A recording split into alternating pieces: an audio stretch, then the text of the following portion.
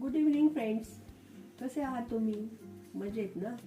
चला आज आपण गव्हाचे पीठ व रव्यापासून बनवणारा स्वादिष्ट आणि कपासारखा मऊ असा केक बनवणार आहोत. तेही तूप तापवलेल्या पातेल्यात. फ्रेंड्स, तूप तापवल्यानंतरही त्या पातेल्यात खूप छान असा हा केक तयार होतो.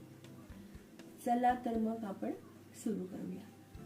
सर्वप्रथम मी 2 वाटी गव्हाचे पीठ व अर्धी वाटी रवा असे प्रमाण घेऊन त्यात आवडीनुसार गोड होईल तसा गूळ घातलेला व चिमूटभर मीठ आणि बेकिंग सोडाही घालून घ्यायचा आणि भज्याच्या पातळ मिश्रणाप्रमाणे हे मिश्रण तयार करून घ्यायचं.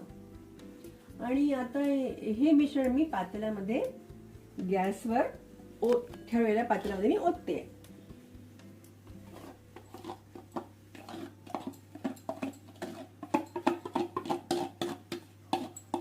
ठीक आहे फ्रेंड्स, असं चांगलं व्यवस्थित याच्यामध्ये पातेल्यात टाकलंय की आपण हे मिश्रण आता मंद आचेवर 15 मिनिटं ठेवून घ्यायचे आहे. बघा सर, आता 15 मिनिटानंतर फ्रेंड्स आपण आता बघूया आपला केक. वाव, बघा किती छान मस्त फुललाय ना. आता आपण हा चांगला मस्तपैकी डिश मध्ये काढून घेऊया.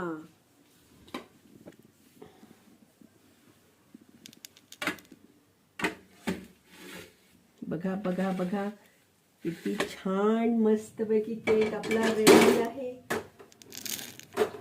खाण्यासाठी. किती छान मस्त सुंदर असा केक आपला रेडी आहे फ्रेंड्स. आणि हा केक आपण विदाउट मायक्रोवेव्ह शिवायही करू शकतो. त्यामुळे हा केक घरातल्या प्रत्येक गृहिणीला करता येऊ शकतो असा आहे.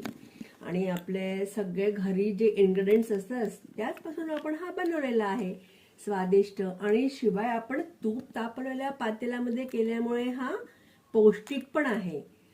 साजूक तुपातला आपला हा केक खाण्यासाठी रेडी. चला मग केक कट करूया.